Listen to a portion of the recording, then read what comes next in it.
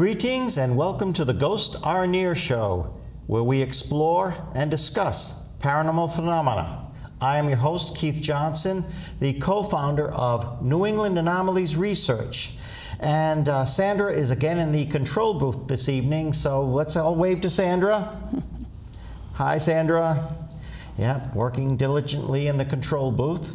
And we have an extremely interesting show for you tonight. We have Mary Catherine Volk on, and I'll read a little bit about this wonderful author we are privileged to have with us. She has written a book called Believe in Forever: How to Recognize Signs from Your Departed Loved Ones by Mary Catherine Volk. Have you ever felt the presence of a departed loved one? Our loved ones send us signs to let us know that death is not the end, it is a transition. Do you find coins, see unusual birds, feel chills, or dream of them?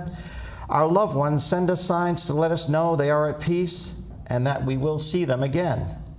This book teaches the reader how to navigate this new landscape of communication. The numerous stories in this book will give you chills as they touch your heart, teaching you to trust your own intuitive ability. Believe in Forever is a perfect book for anyone grieving a loss or just curious about life after death. Mary Catherine serves as an ambassador and interpreter between the worlds, and her passion is to connect you with your loved ones and validate the signs you are already receiving. She is a medium, author, and intuitive life coach, and has a private practice, conducts workshops, and speaking engagements. So please join me in welcoming Mary Catherine Volk. Thank you, Keith. Thank you for having me. Well, we're delighted to have you here. And I know before you were having a bout with allergies, which I do myself, so I can sympathize. Yes, thank you. I had to cancel a May appointment. Yes, but they're over now, so. Good, excellent, Yes. excellent. I too have lost my speaking voice when it was most needed at times. Yes, yes, we can't do a show if we can't speak. Right, you can use sign language, I guess. But Well. But your book is Believe in Forever: How to Recognize Signs from Departed Loved Ones. Very, very nice cover, and we can see it on the sign up there as well. And I suppose I should start by asking you, what first inspired you to write a book and do research in signs from departed loved ones? I know your being an intuitive plays into that, obviously. Mm-hmm. But how did you get into the realm of helping other people recognize these signs? What really motivated me, I had a near-death experience when I was 6 years old as a child. Yeah. So where my grandfather actually took me. Really? I was in a coma for a week, and I was with him the whole time. So I did not go into fear. Right. And I was the only child who actually came out of this coma. It was encephalitis. It was measles encephalitis, which there was an epidemic of it at that time, without supposedly anything wrong with me, you know. So I knew at 6 years old that our loved ones are near us, especially at a time like that where my parents were so worried about me and the doctors telling them that I was going to die or never come out of it and being normal again. So I had this knowledge my whole life, and I went to Catholic schools, you know, so I've got... Not something you could really talk about? You could not really talk about it. No, right, no. exactly. So I had a wonderful mother, though, who told me that, you can't talk about this with everyone. Right, right. Yes. But she was understanding about it? She was very understanding, and she, too, was very aware of her loved ones near her. So what happened is we started to experience a lot of losses in our mid-20s of a lot of family members, some of them even children and young people in car accidents in their 20s. And had it not been us knowing and having that communication with them, that they made it and that they were okay, I don't think my family would have gotten through it. So it was just something that my family was very much aware of and we would talk about. And it wasn't until later on when I noticed a lot of my friends were starting to lose someone, and they would they'd be devastated. They'd say, oh my God, I can't believe I'm never going to see him or her again. And then I'd start talking to them about this. And I realized that the signs were right there, but they were not trusting what they were getting. So it's a matter of knowing what the signs are and then learning to trust your own intuitive ability. But what really motivated me to write the book was my daughter's wedding, where I had asked, my husband had passed away when my girls were teenagers, so his mom did not believe in a hereafter. She had actually lost 3 children. Really? So it was just too much for her. So I told her at our daughter Bethany's wedding that Rick would be there and he would give us a sign that he was there. Which I asked for blue skies, sunshine, and over 50-degree weather. December 11th, down by the seashore. Oh, really? And we got it. We got it. So that chance. that was taking a chance, but it happened and it was beautiful. So that was enough for us and our family. But what happened is when the wedding photographs came back from 3 different photographers, 3 different people taking them, we had these white orbs strategically where he would have been standing. Really? In the photographs. And that was just so beautiful and so comforting that provoked me to say, I need to write a book and share it with other people so other brides and grooms that have lost a parent will know that indeed their mother or father will be there, and to look for the signs and to have that comfort. Oh, that's wonderful. Yeah. That's wonderful. So that's how I became an author. I've always been able to I'm glad you speak, did. but putting Share it this with into people. a book, I owe a lot of it to good people that are good editors, too. Right, we all need our good editors. We need our good editors. Right. Yeah. That, of course, orbs are one sign that you can tell that there's a presence there.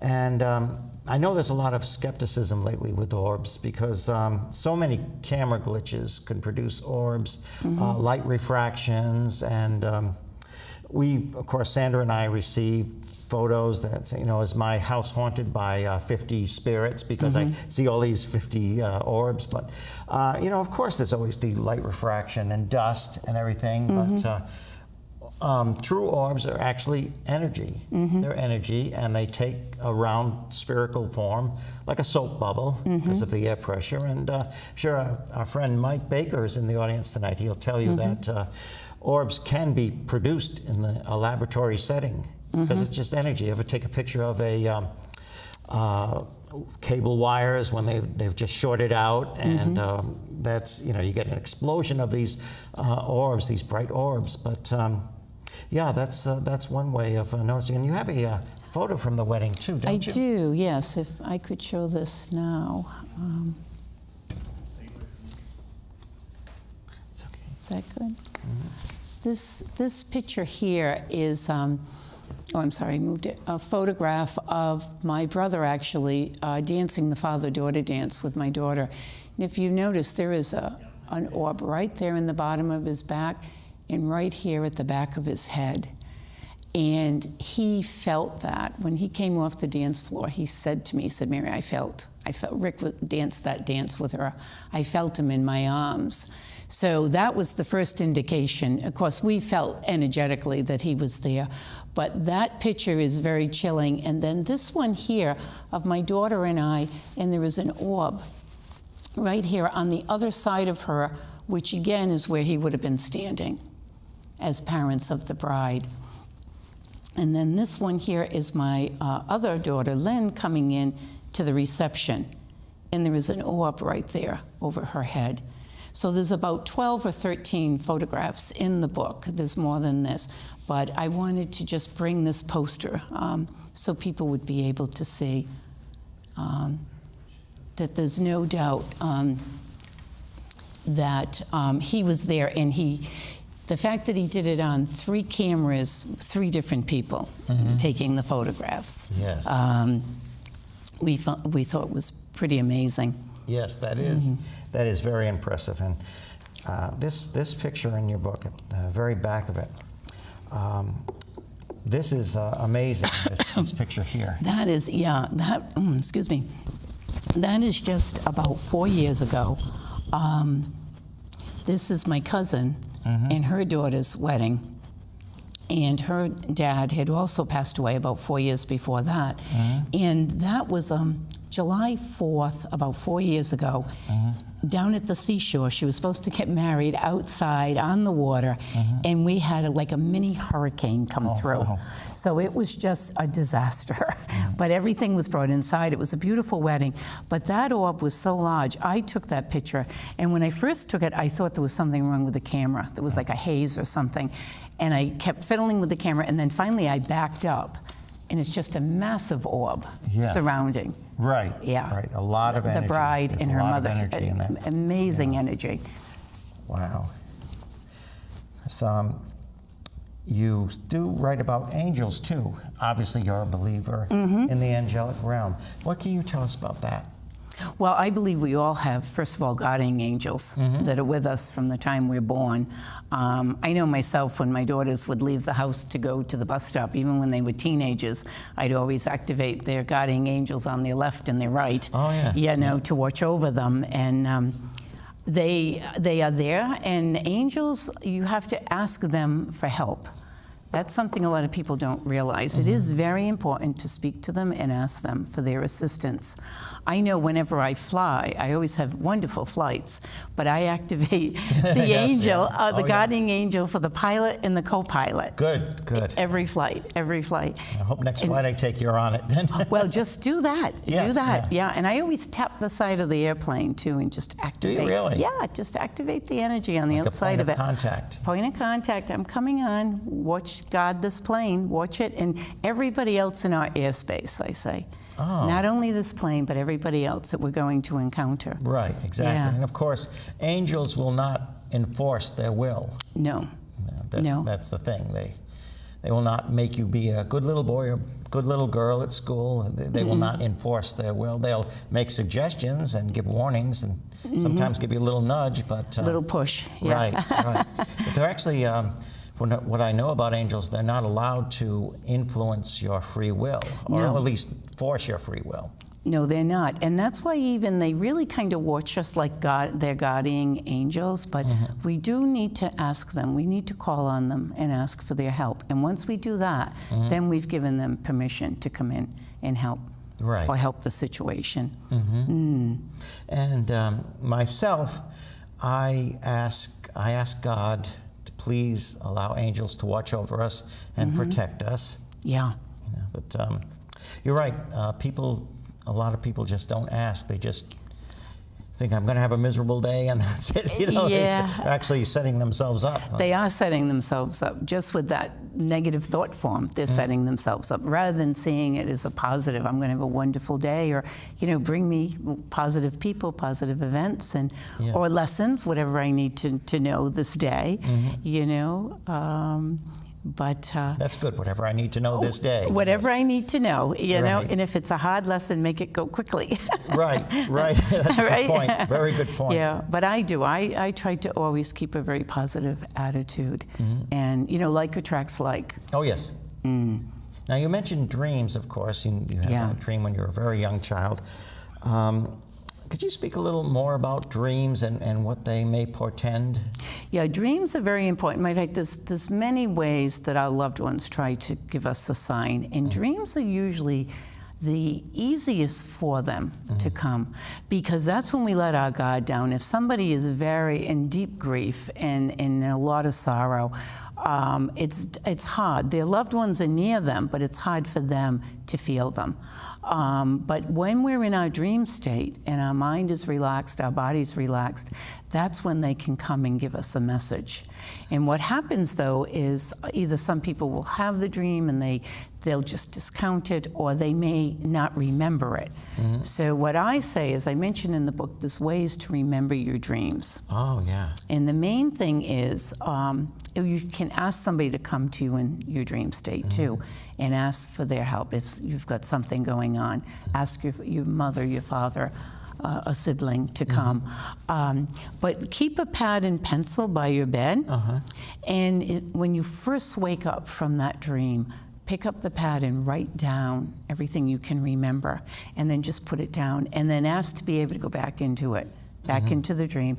And then when you first wake up in the morning, pick that paper up and see what you wrote and fill in more, write more of it. Yeah. Because within 3 seconds of our feet touching the ground, we lose about 70% of the memory of the dream. We remember the emotion. The emotion stays with us, the feeling, but the details we lose very quickly. And if you do that, if you start practicing that, you'll be surprised. You won't even have to write things down anymore. You will have real vivid memory of them. It takes a discipline. It takes it like anything else. Yeah. A lot of practice. Yeah. But many people are very comforted by dreams, where they come and they're able to see their loved one, feel their love, feel their hug, receive a message. It may just be, I'm okay. I can walk again. I know my daughter had a dream with my mother the morning that she passed, that she was dancing with my mother. And my mother had Alzheimer's for many years and didn't even remember my children by name before she passed. But she loved to dance when she was younger. So my daughter had this wonderful dream that she was dancing with her on the dance floor, and she called her by name. And she said, oh my God, she said, Nana, you know me, you remember me. And she said, I always remembered you. Oh, isn't that wonderful? And it was just so beautiful. That's so they can come very, very quickly as soon as they pass. Right. Yeah. Have you ever met Lorraine Warren? I don't think so. No, I don't think so. She's actually just retired. She's 90 years old, and she's Ed and Lorraine Warren. Yeah. Dear friends of mine. Ed passed away in 2006, but Lorraine, a lifetime of being intuitive, being clairvoyant, and similar to you, that's made me think of her. She went to Catholic school. Okay. And she was looking at a tree and imagining it in the future once as a full-grown tree. And one of the nuns asked her about that, and she said, said, Miss Morin, are you seeing into the future? I guess I am. All right, you go into seclusion now. Oh, dear. Not very accepted. No, especially back then. Back then, especially if she's 90. Right. Oh, definitely. Yeah. But also, of course, you had a very traumatic experience as a child, and you're deathly ill. I've known a lot of people who have gone through that. They've or I've heard of a lot of people too. They go through a serious illness or an accident when they're very young, head trauma or something. They recover and they have like a second sight after that. It's kind of an added aspect to their perception. You have a knowing. You have a knowingness, and that knowingness creates this wonderful trust of what you receive, and so you don't doubt yourself, right? Because you just know. It's almost like I was given a gift of being able to go back over to the other side at an age where I would remember it, and then be able to bring it forward how many years later, right? So that's another thing too. It's never too late. Right. It's never too late to work on something or bring a gift that was given to you years ago and bring it into fruition now. Yes. Yeah. And in the Bible, St. Paul had an experience like that. Oh, all right. Yeah. And he certainly was not a very young person at the time, but he had been stoned for preaching, and he actually did have an out-of-body experience where he went into the third heaven. In fact, he didn't even know if he was in the body or in the spirit, but he went to the third heaven and gained a lot of insight from that. So. Yeah, and even the fact that he came back, into his body. Yes. That was probably an opportunity. He probably made a choice whether to leave at that point. Right. But he went, got the information, and then came back. Yeah, and was able to share it with all of us. But the signs, I find so many people discount the signs or just don't trust them. And some of them are just, very gentle. It may be a coin, particular coin. If your father collected dimes, for instance, you'll find dimes in like really peculiar places too. Like on the counter when you were just there 5 minutes ago when it wasn't there. Or feathers. Feathers are another one. Feathers, yes. Feathers, birds coming. A particular type of bird may come and land on your bird feeder at an odd time of the year. It's not the time that it should be there. Blinking lights are very famous. Blinking lights. Blinking lights, dimming the lights, like the chandelier. You're sitting yes, at the a certain table, time, yeah. and you're talking about somebody, and all of a sudden the lights will dim. My brother lost it's almost 10 years ago now, he lost his fiancée very suddenly, and he kept receiving feathers. Feathers Yeah. kept appearing, no reason, they were there. Coins, but mostly feathers. Feathers, yeah. And what they do is once you recognize and acknowledge that, oh, this feather, okay, is this must be from John. It's his birthday today, or it's my birthday, and I was just thinking about him. That's the key. What were you just thinking about, or what is today when you get that Right. a sign? And then once you acknowledge that it's, oh, is this a sign from you? Thank you. Then they will continue to send that sign. Okay, they're actually very excited Yes. when you get it. Oh, yes. Because they keep Yeah. trying these different things. And then once you acknowledge it, then you'll have more of them too. What about weather?